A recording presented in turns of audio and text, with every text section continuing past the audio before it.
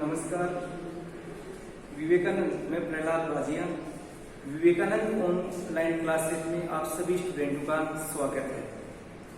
आज हम क्लास 10 के सोशल साइंस के ज्योग्राफी चैप्टर का चैप्टर नंबर 3 है, उसका अध्ययन करेंगे, जिसका नाम है संसाधन, ऊर्जा एवं खनिज संसाधन, ऊर्जा एवं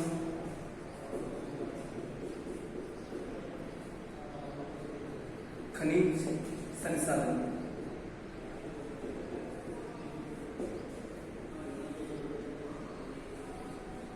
यदि चैप्टर नंबर 2 अपने कंप्लीट हो चुके हैं, पहले तीसरा चैप्टर अपन शुरू कर रहे हैं ज्योग्राफी, जिसमें अपना ऊर्जा एवं खनिज संसाधन है। सबसे पहले खनिज के बारे में अपन पढ़ेंगे कि खनिज क्या है।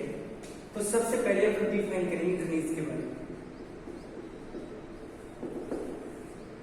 खनिज जो है कि भूमि से, भाई खनिज का मतलब है, इससे पहले अपन एक वर्ड करते हैं खनन।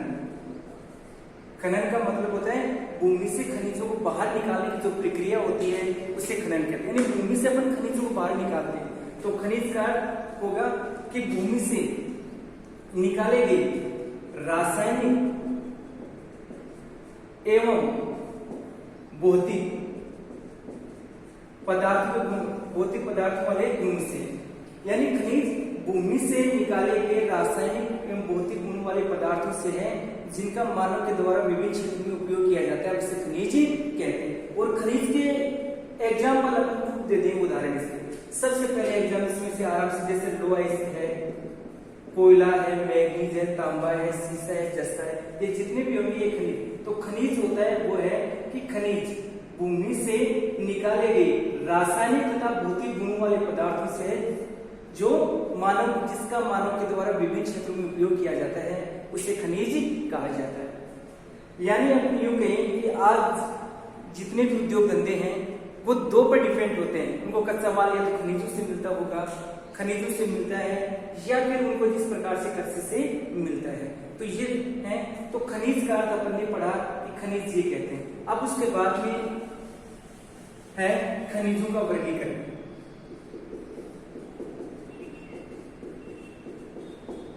इन्हीं खनिजों को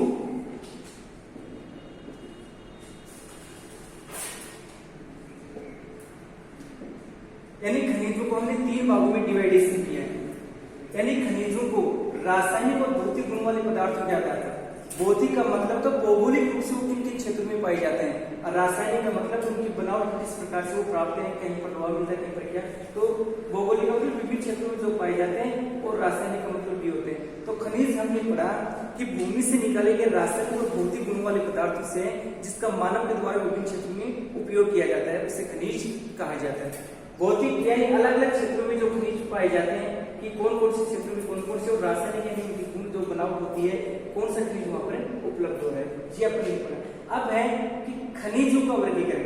हमने रासायनिक और भौतिक गुण के आधार पर खनिजों को 3 भागों में डिवाइडेशन किया, यानी 3 भागों में बांटा है हमने।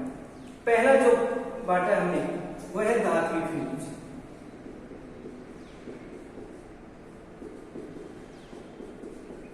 एक धात्विक खनिज, दूसरा अधात्विक खनिज।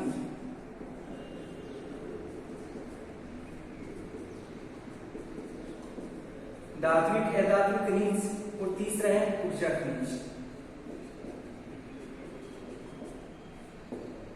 तो 3 अपन ने इसमें से ले लिए कि खनिजों को मुख्य रूप से 3 भागों में डिवाइडेशन किया गया है, और 3 भाग अपने ये हैं कि धात्विक खनिज, अधात्विक खनिज और ऊर्जा खनिज। इनको डिफाइन करते हैं, तो इसी आधार पर आप अपने आप ही क्लियर हो जाएगा। धात्विक खनिज यानी वे खनिज जिनमें धातु की मात्रा पाई जाती है, यानी जिनमें धातु की मात्रा पाई जाएगी वो धात्विक खनिज कहलाते हैं। और वे खनिज जिनमें धातु की मात्रा नहीं पाई जाती है वो अधातु खनिज कहलाते हैं। और ऊर्जा खनिज वे खनिज जिनसे ऊर्जा या ऊष्मा की प्राप्ति होती है, उसे ऊर्जा खनिज कहते हैं। तो खनिजों को 3 भागों में बांटा, धात्विक, अधात्विक और ऊर्जा खनिज। धात्विक जिसमें धातु की मात्रा पाई जाती है, अधात्विक जिस प्रकार से जिसमें धातु की मात्रा नहीं पाई जाती है। ऊर्जा खनिज ऐसे खनिज जिनसे ऊष्मा या ऊर्जा की प्राप्ति होती है, उसे ऊर्जा खनिज कहते हैं। अब हम ये देखते हैं, अब इनके पार्ट्स भी हैं धात्विक खनिज है उसको दो भागों में बांटा गया है लोह की मात्रा के आधार पर। लोह खनिज और दूसरा है एलो खनिज।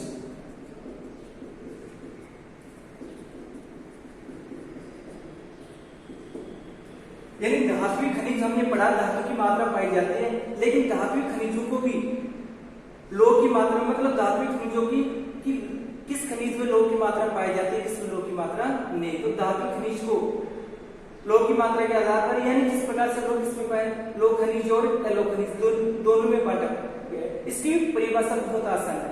लोह खनिज वे खनिज जिनमें लोहे के अंश या मात्रा पाई जाती है, यानी इनकी जो मात्रा जो अंश पाया जाएगा इनकी मात्रा या अंश और लोह खनिज कहलाते हैं। एलो खनिज कहलाते हैं वे खनिज जिनमें लोहे की मात्रा अंश नहीं पाया जाता वो ये कहलाएंगे।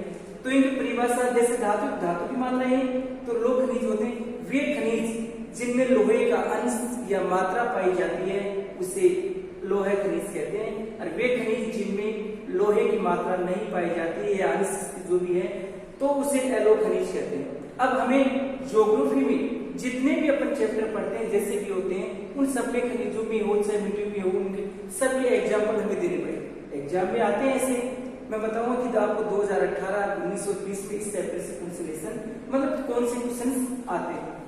तो लोह खनिजों के दो उदाहरण जिनमें लोहे की मात्रा पाई जाती है सबसे पहले अपन देखते हैं लोह खनिज में पहला होगा लोह आइस।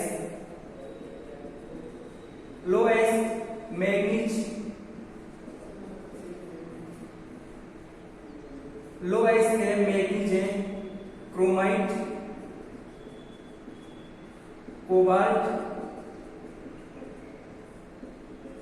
टंगस्टन और पायराइट। ये यानी हमें कम से कम 4-5 एग्जाम्पल हमें लोह खनिज वे खनिज जिनमें लोहे की मात्रा पाई जाती है लोहे की मात्रा इनमें पाई जाती है लोह आइस मैग्नीज क्रोमाइट। जैसे लोह आइस होगा पहले नंबर पर पहले लोह की मात्रा लोह आइस में होगी, दूसरा मैग्नीज है इसका, फिर इसमें जो मात्रा होती है वो देखो क्रोमाइट कोबाल्ट। क्रोमाइट कैसे क्रोमाइट है कोबाल्ट है टंगस्टन है पायराइट है तो ये लोग खनिज कहलाते हैं। दोनों ही खनिज धात्विक खनिज हैं, लेकिन लोहे की मात्रा क्या है किसमें लोहे की मात्रा उस धातु में पाई जाती है नहीं।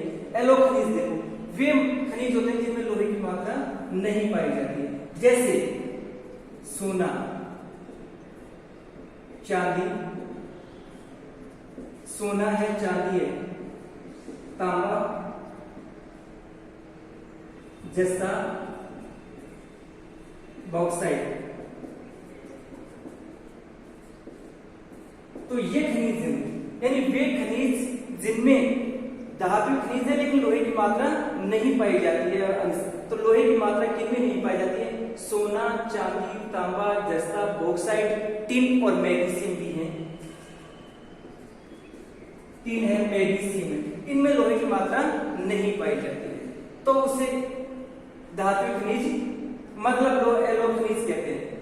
2018 से अपन क्वेश्चन देखते हैं किताब जो चयन हुई सन 2018 में जो क्वेश्चन पूछा गया था वो पूछा गया था धात्विक खनिजों को उदाहरण से स्पष्टली। तो धात्विक खनिज की परिभाषा हम देते और फिर धात्विक खनिज को दो भागों में बांटा उनकी परिभाषा उनके एग्जाम्पल देते। इस साल जो क्वेश्चन पूछा गया था वह था कि धात्विक खनिज किसे कहते हैं और कोई 4 लो धात्विक खनिजों के नाम बताओ। तो इसके उदाहरण हमें इसके दे दिए।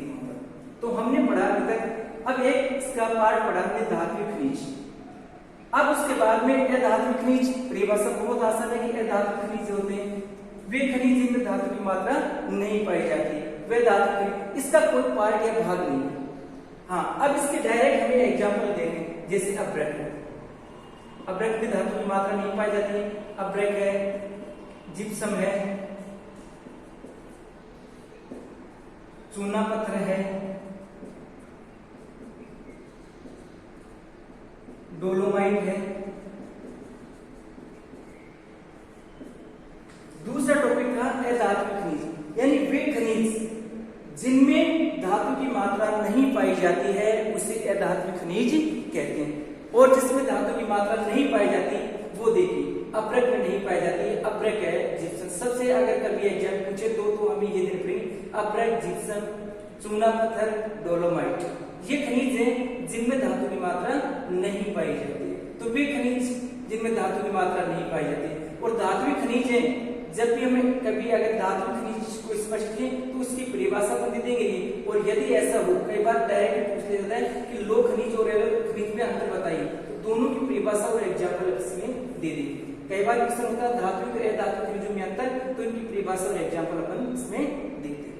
अब उसके बाद में अपना जो टॉपिक पार्ट इसका बचा खनिजों का, वो है ऊर्जा खनिज। सबसे पहले वे खनिज जिनसे ऊष्मा या ऊर्जा की प्राप्ति होती है, ऊर्जा खनिज जिसे कहते हैं जिनसे ऊष्मा या एनर्जी जो हमें मिलती है, ऊर्जा प्राप्त होती है, उसे ऊर्जा खनिज कहते हैं। और ऊर्जा खनिज के दो पार्ट हैं।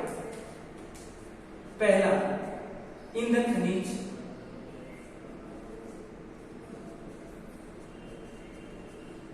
ईंधन खनिज है। और उसके बाद में दूसरा इसका जो भाग है अणुशक्ति खनिज।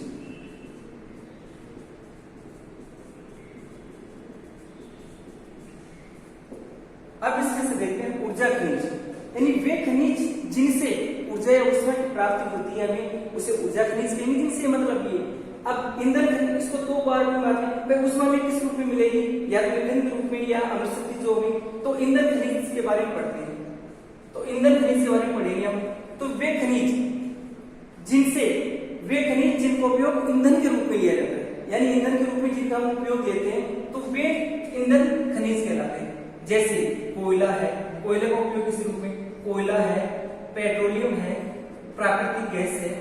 पेट्रोलियम और प्राकृतिक गैस एक जगह मिलती है, पेट्रोलियम नीचे होता है, प्राकृतिक गैस हल्की होने की वजह से ऊपर पाई जाती है। तो ईंधन खनिज वे खनिज जिनसे ईंधन के, जिनका ईंधन के रूप में यूज करेंगे, ऐसे खनिजों को ईंधन के रूप में यूज करते हैं वो कहलाते हैं। जैसे कोयला, पेट्रोलियम, जब भी एग्जाम्पल हो इनको जीवाश्म खनिज भी कहते हैं।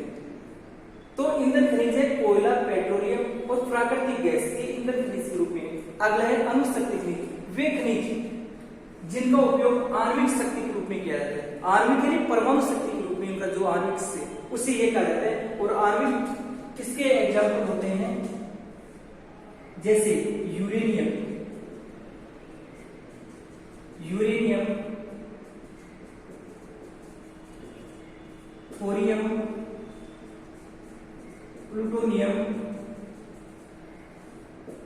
बेरिलियम, जिर्कन, बहुत सारे उदाहरण है इसके। इल्मेनाइट, यानी वे खनिज जिनका उपयोग आणविक ऊर्जा के रूप में किया जाता है, यानी आणविक ऊर्जा के रूप में, उसे अणुशक्ति खनिज कहते हैं। और अणुशक्ति खनिज के उदाहरण है यूरेनियम, थोरियम, प्लूटोनियम, बेरिलियम, जिर्कन और इल्मेनाइट, 6 हैं इसमें से। तो आराम से अपन, कई बार क्वेश्चन पूछा जाता है कि परमाणु खनिजों के नाम बताओ, परमाणु खनिज पूछे तब भी कोई हमें एग्जाम्पल बताए, अणुशक्ति पूछे तब भी, आणविक ऊर्जा खनिज पूछे तब भी ये हमें। हाँ, यूरेनियम की तो कई किस्म होती है। कई बार होता है कि यूरेनियम कितने हैं, तो यूरेनियम भी 3 है। यूरेनियम 233, 235, फिर आ जाएगा 38, 3, तो 338 हो जाएगा। तो ये इसके हैं। वैसे ही मतलब यूरेनियम की है, वैसे ही प्लूटोनियम की भी किस्म है। यूरेनियम की 3 है, यूरेनियम 233, यूरेनियम 235 और उसके बाद में यूरेनियम 338, ये यूरेनियम की है। प्लूटोनियम जो आता है वो आता है 239, जो इसकी किस्म, प्लूटोनियम 239 होता है। तो ऊर्जा खनिज हमने पढ़ा।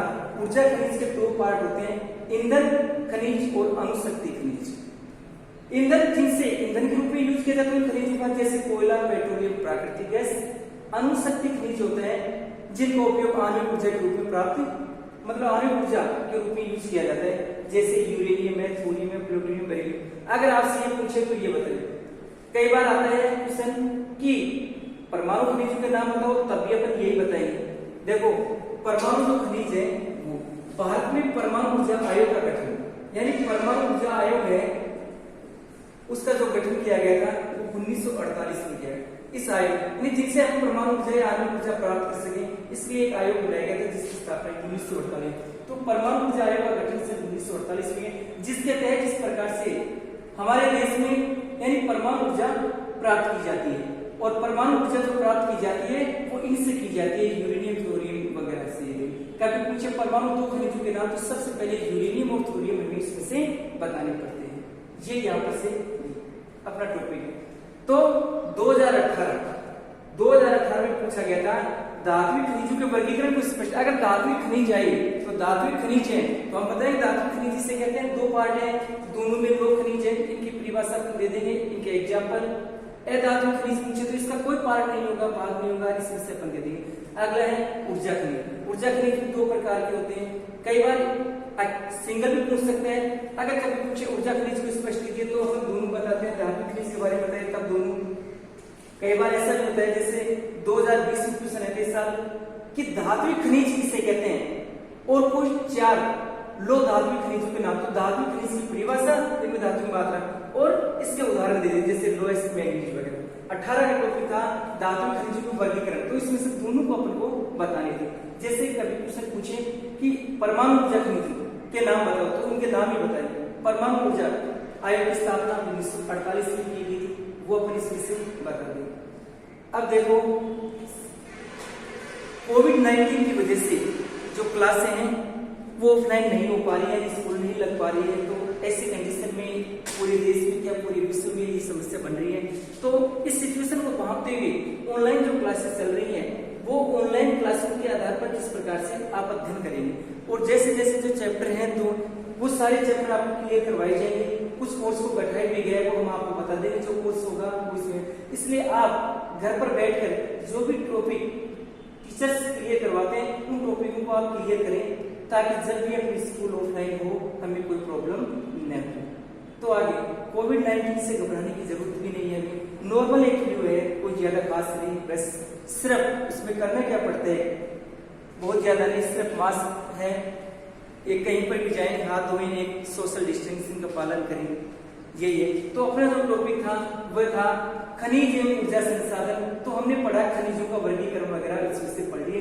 2018 और 20 में से इसमें टॉपिक आते हैं। 2019 का टॉपिक पूछा गया था वो भी हम बताएंगे, आगे चैप्टर चलेगा। तो अपना चैप्टर ये था और इसको आप पढ़े। Thank you.